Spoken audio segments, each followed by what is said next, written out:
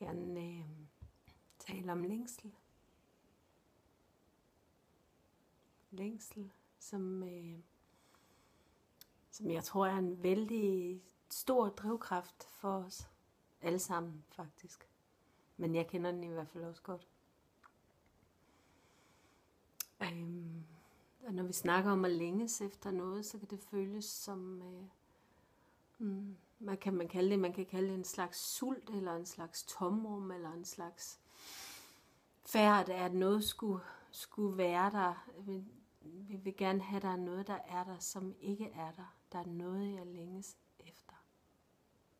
Der er noget, du længes efter. Hvad er det? Hvad er det, du længes efter? Hvad er det, du er sulten efter? Hvad er det, du ikke får næring nok af? Hvad er det, som der skal være mere næringsrigt i dit liv? Der skal være mere af det vitamin.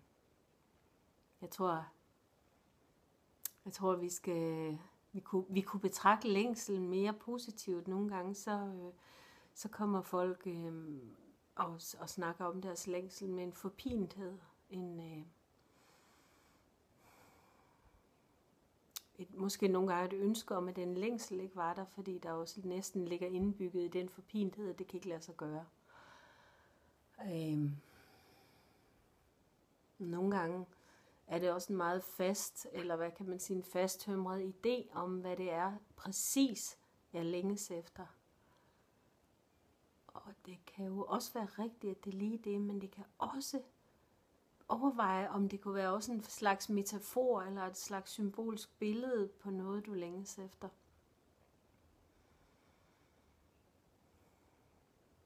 Så når du for eksempel siger, at du længes efter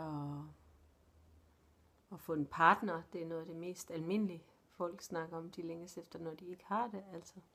Så er det det er jo liv af landevejen at længes efter at have en partner, men man kan spørge ind bagved den længsel. Hvad er det, du drømmer om, vil være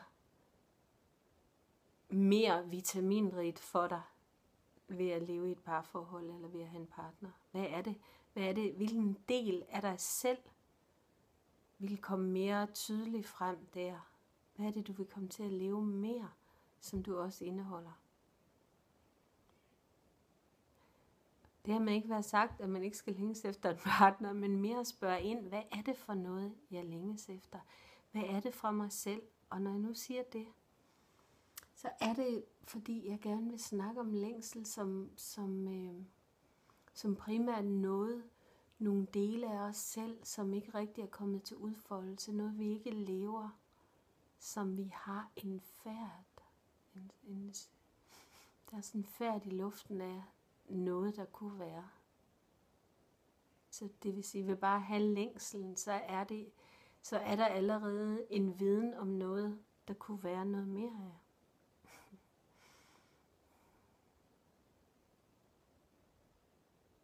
Jeg tror, den største længsel, eller en af de store længsler, vil jeg nok nærmere sige, det er, at vi længes efter os selv. Vi længes efter de tabte dele af os selv, kan få lov til at være der.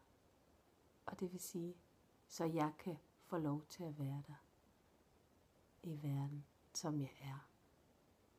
Så det har også noget at gøre med at føle, at jeg hører til, lige nøjagtigt, som jeg er. Lige nøjagtigt, som du er. Og høre til i verden, lige nøjagtigt, som du er. Så længsel. Man kan tænke på længsel som en slags fremaddrivende kraft, som kan trække os frem imod noget, vi længes efter at blive mere. Så der er sådan en indbygget fremaddrivende kraft til sådan en varm strøm, der driver os fremad. Og nogle gange gør det ondt, og nogle gange er det ligesom en dejlig drøm, som faktisk Måske kan vi blive virkelig. Det er jeg faktisk overbevist om. Fordi den største drøm er at være helt dig selv.